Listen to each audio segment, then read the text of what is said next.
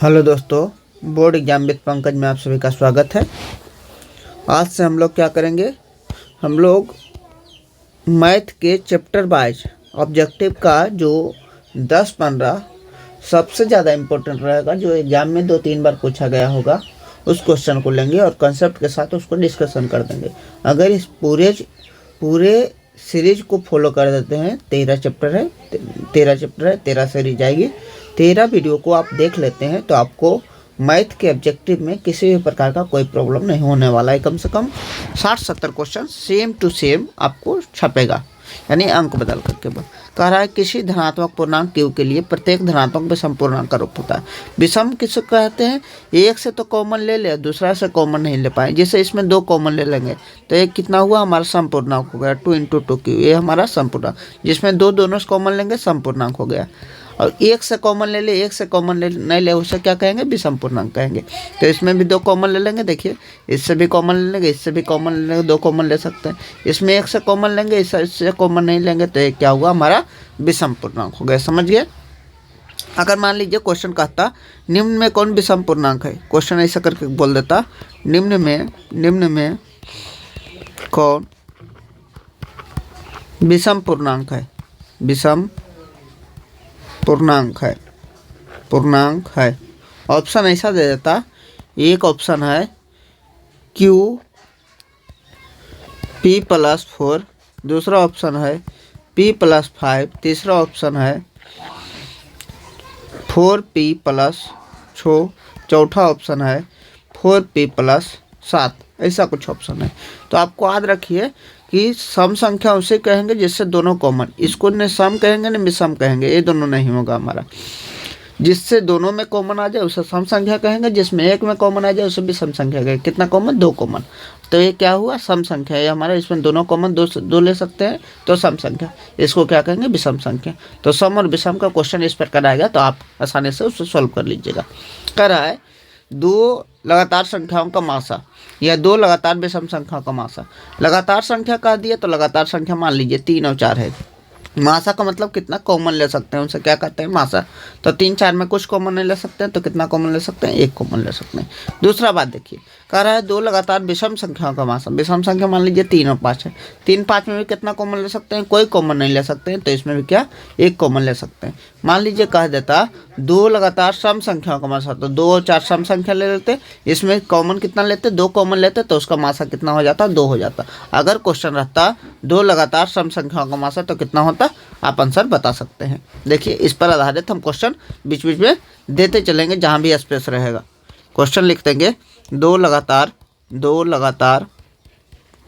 अभाज्य संख्याओं का मासा, अभाज्य संख्याओं का मासा बतावे।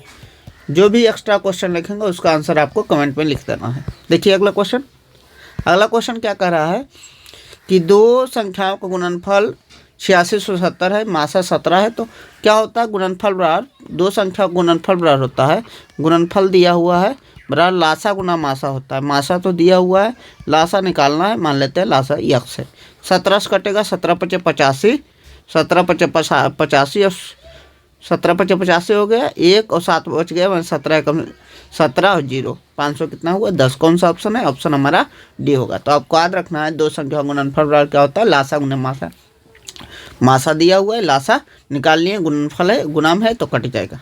कह रहा है यदि ए और बी अभाज्य संख्या है तो ए बी का लासा होगा। अभाज्य संख्या मान लीजिए 3 और 5 अभाज्य संख्या, जो किसी से नहीं कटे उसे क्या कहते हैं? अभाज्य संख्या है। इसका लासा कितना होगा? लासा कितना होगा? तो गुना करना पड़ेगा, 3 × 5 ही लासा होगा, क्योंकि इसमें लगा तो सकते हैं नहीं लगा सकते हैं, तो 15 होगा। यानी दोनों को गुना करने पर लासा आएगा, तो दोनों का गुणनफल किसमें है? ऑप्शन हमारा सी है। क्वेश्चन को समझते जाइए। इस प्रकार क्वेश्चन को जवाब आपको एग्जाम्पल से देना है। जब भी 2 लगातार संख्या, अभाज्य संख्या, विषम संख्या है, तो ऐसा क्वेश्चन आए तो आपको देना है लगातार इस सब का क्वेश्चन एग्जाम्पल से ही देना है। कह रहा है 2.13, डबल 13, ट्रिपल 13, माने रिपीट भी नहीं कर रहा है, अब आगे भी बढ़ता जा रहा है। तो इस प्रकार के क्वेश्चन को, इस प्रकार की संख्या को क्या कहते हैं? अपरिमेय संख्या। अपरिमेय संख्या का हमेशा 3 एग्जाम्पल देते हैं। मान लीजिए एक रूट में ऐसी संख्या रहती है जो बाहर नहीं निकलती, उसे अपरिमेय संख्या कहते हैं। एक हमारा पाई जो है अपरिमेय संख्या है। और दूसरा बात एक क्या है कि 1.0, 100, 10001, इस प्रकार अगर रिपीट करता है नहीं आगे क्या करता है, बढ़ता जाता है, रिपीट नहीं करता है, तो उसे क्या कहते हैं, अपरमेय संख्या। तो इसमें अपरमेय संख्या कौन सा है, अपरमेय संख्या है, क्योंकि एक रिपीट कर रहा है, 111, 111, इस प्रकार आगे बढ़ता जा रहा है। अगला देखिए, कह रहा है निम्नलिखित में कौन परमेय संख्या है। तो परमेय संख्या कौन है, जो परमेय संख्या है जो रूट से बाहर निकल जाए। तो ये तो अपरमेय संख्या है, ये हमारा क्या अपरमेय संख्या है। रूट 2 से रूट 2 कट जाएगा तो ये क्या होगा, हमारा परमेय संख्या। देख लीजिए आगे भी अपरमेय संख्या, ये भी अपरमेय संख्या। तो हमारा परमेय संख्या कौन सा होगा, परमेय संख्या हमारा बी होगा। रूट 7 का राय कैसे संख्या है, तो रूट 7 अभी बता चुके हैं, रूट 7 कैसे संख्या, अपरमेय संख्या। ये सब क्वेश्चन देखिए कितना बार पूछा गया है। तो इस सीरीज को आप देख लीजिएगा, 10-15 मिनट का सीरीज रहेगा। ऐसा उपयोगी सीरीज आपको यूट्यूब पर देखने को नहीं मिलेगा। पूरा 1 घंटा देखिएगा, उसका बराबर है 10 मिनट कर लेगा। कह रहा है एक परमेय संख्या और एक अपरमेय संख्या का योग कौन सी संख्या होती है। एक परमेय संख्या, ठीक है, परमेय संख्या ले लिए, एक अपरमेय संख्या को ले लिए, उसका योग कौन सी संख्या होती है। तो उसका योग कैसे संख्या होंगी, देखिए एक परमेय संख्या, ठीक है, बाहर निकल गया, एक अपरमेय संख्या, ठीक है, उसको जोड़ेंगे तो कौन सी संख्या होंगी, उसको जोड़ेंगे तो आपको पता है ये कौन सी संख्या है, अपरमेय संख्या है। अपरमेय संख्या कौन सी है, आंसर हुआ डी हमको। एक परमेय और एक अपरमेय संख्या का योग हमेशा क्या होता है, परमेय संख्या, क्योंकि हम जानते हैं कि गुणनफल कीजिए अपरमेय संख्या का साथ तो अपरमेय संख्या होगा, घटा दीजिए अपरमेय संख्या साथ अपरमेय संख्या होगा, जोड़ दीजिए अपरमेय संख्या साथ तो भी अपरमेय संख्या होगा। तो आंसर क्या होगा इसका, अपरमेय संख्या होगा। अगला क्वेश्चन कह रहा है दो परमेय संख्याओं के बीच कितने संख्या हो सकती है। कोई भी जब पूछे दो संख्याओं के बीच कितने संख्या हो सकती है तो हमेशा दो संख्याओं के बीच कितने संख्या होगी, अनंत संख्या। एक क्वेश्चन आपको और ध्यान रखना है, ये क्वेश्चन बार बार पूछा जाता है कि सबसे छोटी जो है, सबसे छोटी अभाज्य संख्या कौन सी है, अभाज्य संख्या कौन सी है, इसका आंसर आपको याद रखना है। और सबसे छोटी भाज्य संख्या कौन सी है, सबसे छोटी भाज्य संख्या कौन सी है। तो सबसे छोटी अभाज्य संख्या आपको याद रखना है, सबसे छोटी अभाज्य संख्या कौन सी है, तो सबसे छोटी अभाज्य संख्या 2 है, सबसे छोटी भाज्य संख्या कितना है, 4 है। इस पर आधारित एक बार क्वेश्चन पूछा था, सबसे छोटी भाज्य संख्या और सबसे छोटी अभाज्य संख्या का गुणनफल क्या होगा,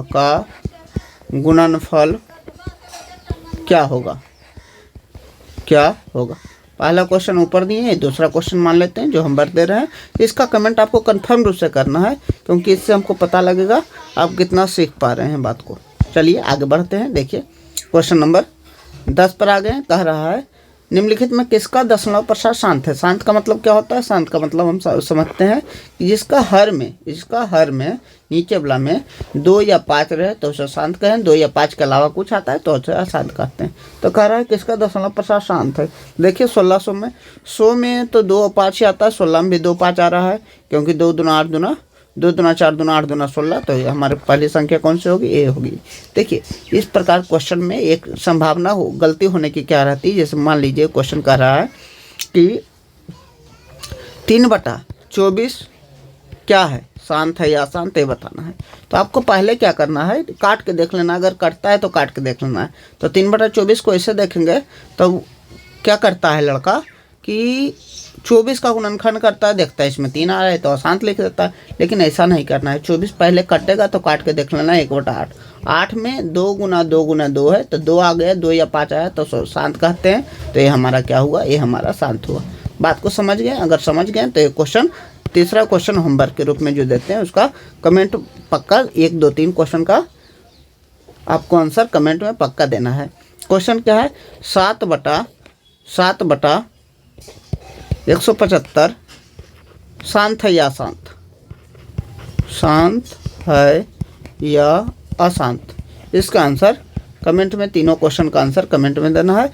इसी साथ 10 क्वेश्चन जो रियल नंबर का जो सबसे ज़्यादा रिपीट करने वाला क्वेश्चन है, देखिए कभी कोई 2 बार कोई 3 बार इस प्रकार क्वेश्चन आया हुआ है, तो ये वो क्वेश्चन उठाया गया जो सबसे ज़्यादा बार रिपीट होता है। तो इस क्वेश्चन को बार बार एग्जाम से पहले इसका PDF ले लें। इसके PDF लेने के लिए कहाँ जुड़ना पड़ेगा, आपको ग्रुप पर जुड़ना पड़ेगा।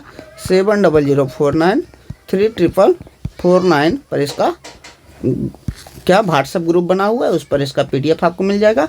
और इस क्वेश्चन को बार बार सोल्व करें, कम से कम एग्जाम जाने से पहले 3 बार इस क्वेश्चन को सोल्व करें। आपको किसी भी प्रकार का मैथ के ऑब्जेक्टिव में आपको डर नहीं लगेगा। इसी प्रकार हर एक चैप्टर का मैथ का ऑब्जेक्टिव का आपको पहले तो इसका PDF आपको मिल जाता है ग्रुप पर, उसके बाद उसको बनाते हैं, उसके बाद उसका वीडियो सॉल्यूशन आपको सामने मिल जाती है। Thank you so much for watching this video. अगर वीडियो अच्छा लगा, वीडियो में कोई सजेशन चाहते हैं कि ऐसा होना चाहिए, ऐसा होना चाहिए या इसे कंटिन्यू रखना है, तो आपको कमेंट कर देना है। Thank you so much for watching this video. आप लगातार इस वीडियो को देखते रहिए, अपने परीक्षा के लिए बहुत अच्छा तैयारी करते रहिए। Thank you.